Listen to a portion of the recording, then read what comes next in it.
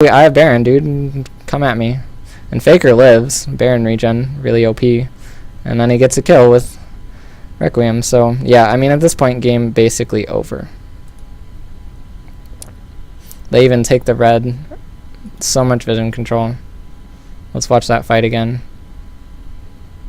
Dade not quite enough damage. If he had actually managed his dashes a little better, he could have killed Faker, but they still would have lost the fight. But he could have killed Faker because he would have been in range to use a basic attack. But so SKT, now what they're gonna do is probably go to the bottom lane, because like I said, you want to, when that middle inhibitor is down, push the bottom lane so that when Baron comes back up, you have control there. And if your opponent wants to stop the push on the bottom lane, they have to basically give away Baron. So then, you know, they rotate through this jungle here. They get wards down. I mean, at this point, Ozone is restricted to their base, so it doesn't matter a whole lot. But they force a fight on the tower because they can, and they win the game. So, yeah.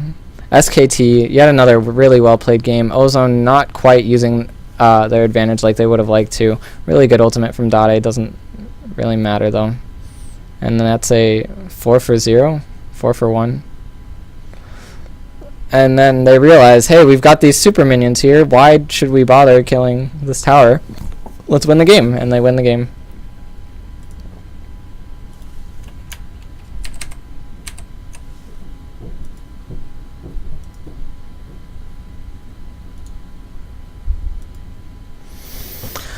Okay, so we've got one more game left. This was a 3-0 by SKT, and they played it so well. And we're going to talk about vision control for one more game. So when does that start? 2 hours, 40 minutes. There were large breaks between these games.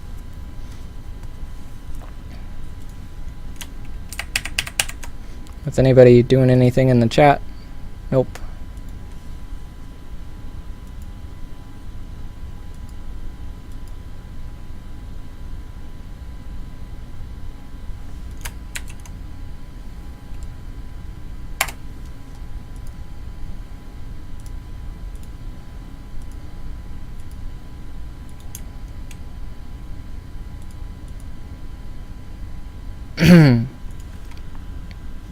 Alright, so this game is starting.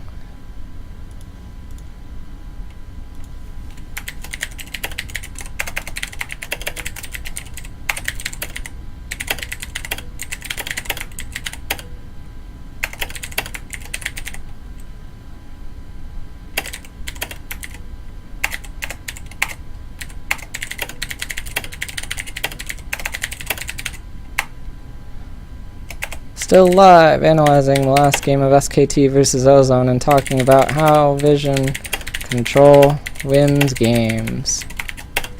Twitch.tv .tv/support or feed gaming. If you want wonderful tweets like that and much more, follow me on Twitter at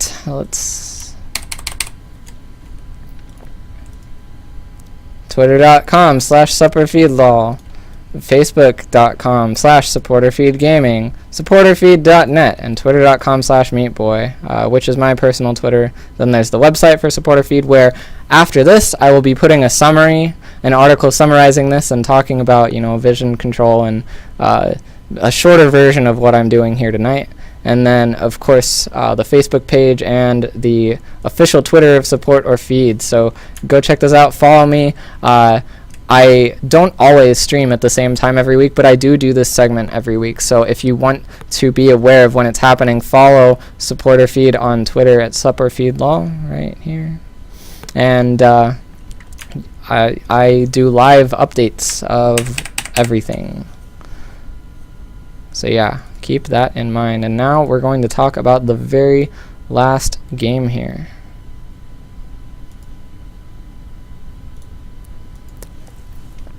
So everyone, starting with warding trinkets, pretty simple. Again, not a particularly strong early game for either team, so no one starting with early boards.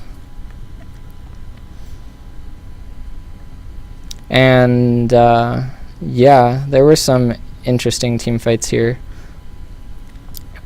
Actually, Ozone, this is a really good game to talk about Vision. Ozone had a great plan for the early game here. They really did. They did some clever lane swaps. They did some great things. And it kind of just turned around on them when they misplayed a little bit. But of course, you can't take the credit away from SKT for really being amazing at this game.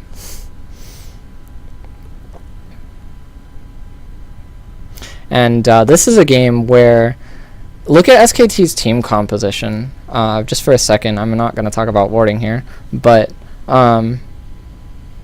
Ozone really wants SKT to all be kind of bunched up in one spot so they can get like the solar flare and get the explosive cask on multiple members, whereas SKT, they want to spread out a fight. They want to catch people out and kill them one by one. They have a really good composition for forcing that kind of situation to happen.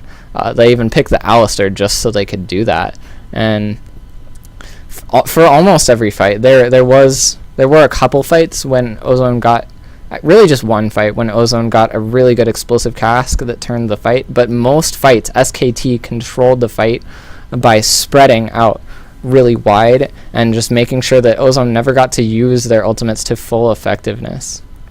And Ozone made some pretty weird decisions as far as when to engage as well. I think they could have definitely won this game if they played a little smarter, but okay. Mata gets an early ward down at this red. Why do they want to control vision of SKT's red? That's a good question. Because they're starting at blue, so but the advantage of Olaf can clear this so fast. He can clear the jungle, get blue, red straight into their jungle. So what they're going to do, they're going to 2v1 this mid, control the mid lane so Faker can't roam and help out. And then, of course, Dade isn't going to be in the top lane. He can help out as well. He's not even going to go top to farm. He's like, screw Renekton. Renekton sucks. They're going to invade this. And they actually don't start the blue. I thought they did, and then they rotated later. But they do this at level 1. They use this map advantage that they gain. I think it would have been nice for them to get a ward here, but they don't. But they just control SKT. They even get first blood out of this. And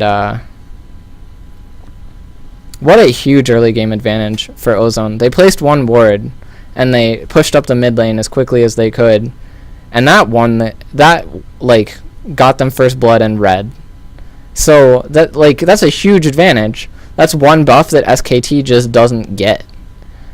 And that's definitely, or no, he did start blue and then he went up here. He went blue or red, blue, red. So Olaf really fast clear, manages to get 3 buffs for his team.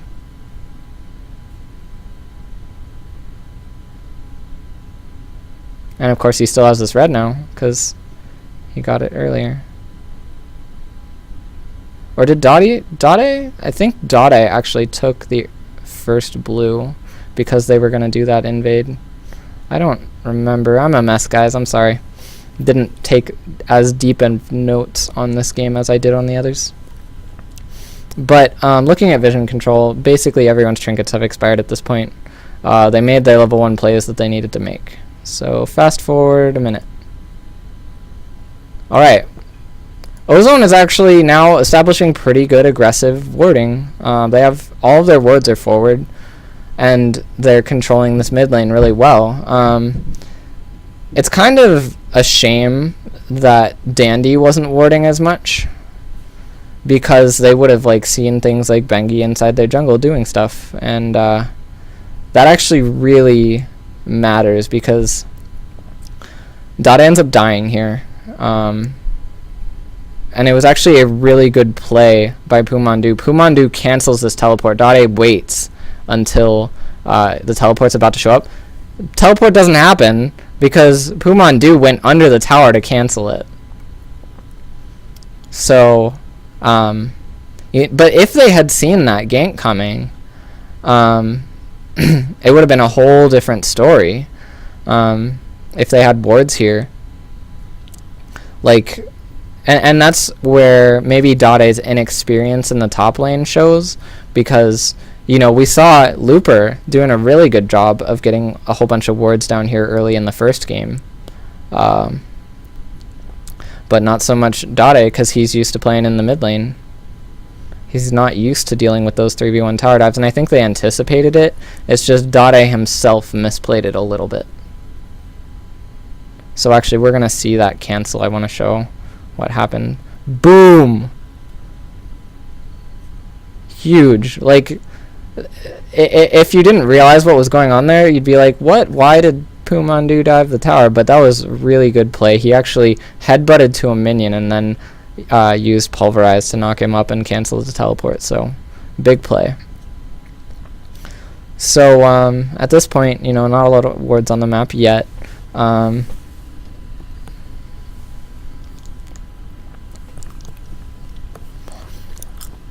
And now, what? When did those kills happen?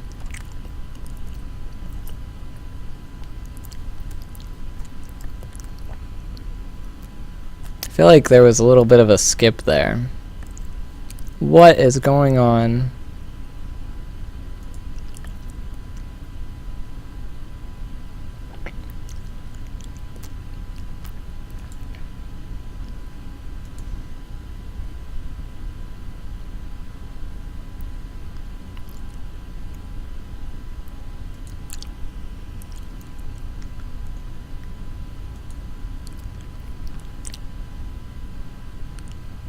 Just like watch the minimap while I scroll through this. It's quite amusing because SKT has so much vision control.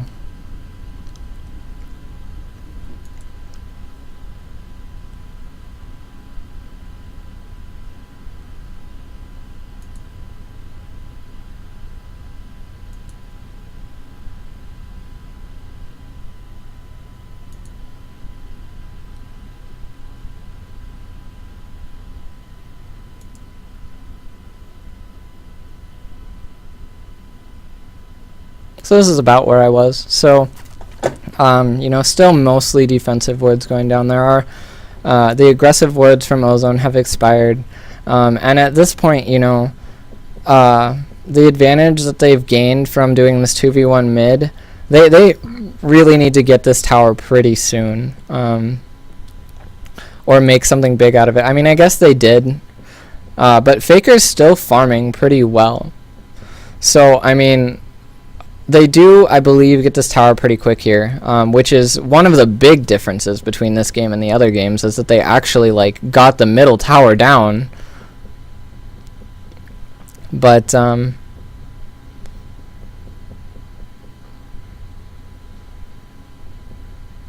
that's a kind of funny ward by Faker. I think he assumed that the tower was going to die soon, so he put a ward down to deal with it. I don't really know. Maybe that ward was just to, bait out an auto attack or something. Not really sure.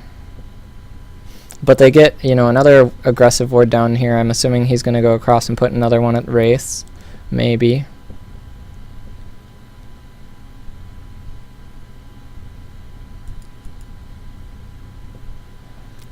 I guess not. So, at this point, SKT actually rotates their duo lane to mid to deal with this. They're like, okay, we've had enough.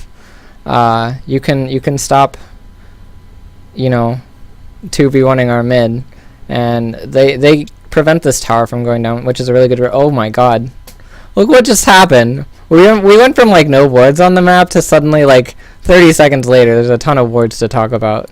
Okay, so we've got these kind of defensive wards. Dade's finally got some defensive wards keeping him alive in this top lane. You've got this line of wards from SKT kind of extending into Ozone's jungle, and this is going to give them so much control. If Ozone goes for their blue right now, SKT sees it, and maybe they can even like go for dragon because it's on the opposite side of the map, or like any